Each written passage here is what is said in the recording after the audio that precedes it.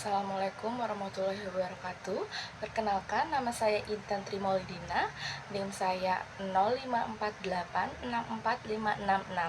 Saya merupakan mahasiswa semester 2 dari program studi Ilmu Administrasi Negara.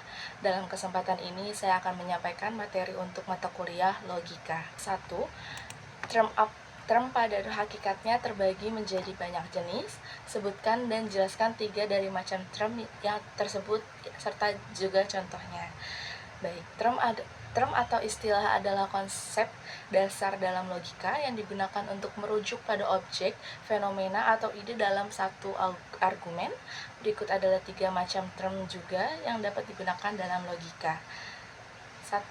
Term universal. Term ini menunjukkan pada seluruh objek atau kelompok yang memiliki karakteristik tertentu yang mencakup semua elemen dalam kategori tersebut. Contoh, semua manusia adalah makhluk hidup. Dalam kalimat ini, manusia merupakan term universal yang mencakup seluruh individu manusia. 2. Term khusus. Term khusus mengacu pada subset atau kelompok yang lebih kecil dari kategori universal. Term ini merujuk pada individu atau kelompok tertentu, bukan seluruh kategori. Contoh, beberapa murid di kelas ini pandai. Beberapa murid adalah term khusus yang merujuk pada sebagian dari kelompok murid di kelas, bukan seluruh murid. 3.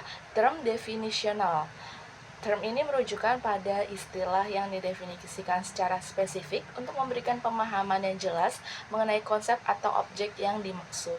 Contoh, segitiga adalah bentuk geometri dengan 3 sisi. Segitiga di sini adalah term definisional yang memberikan penjelasan spesifik tentang apa yang dimaksud dengan segitiga.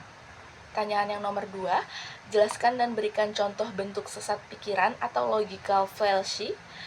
Bagaimana agar terhindar dari logical fallacy?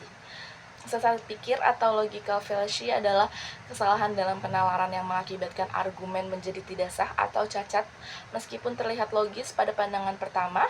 Berikut adalah beberapa contoh dan jenis sesat pikir. Yang pertama, ad hominem. Kesalahan ini terjadi ketika seseorang menyerang karakter atau personality lawan debat, bukan argumennya. Tujuannya adalah merusak kredibilitas lawan, bukan mengatasi argumen yang diajukan.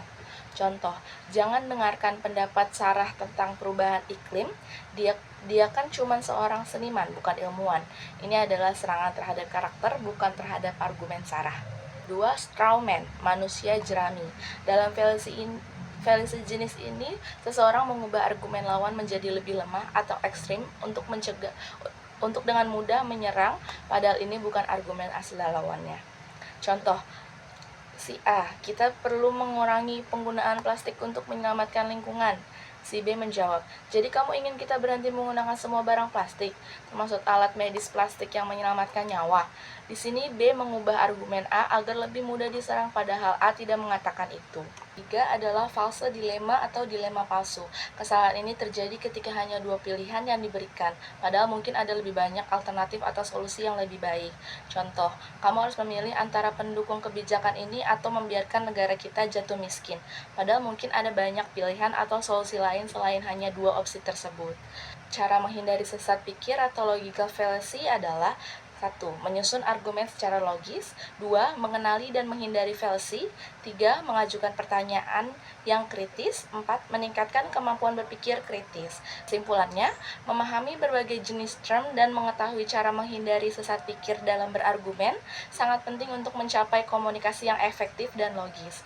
Dengan memahami jenis-jenis term seperti universal, khusus, dan definisional, serta menghindari kesalahan seperti ad hominem, strawman, dan false dilema, kita dapat berargumen dengan lebih baik dan lebih rasional. Semoga apa yang saya sampaikan dapat dipahami dan bermanfaat.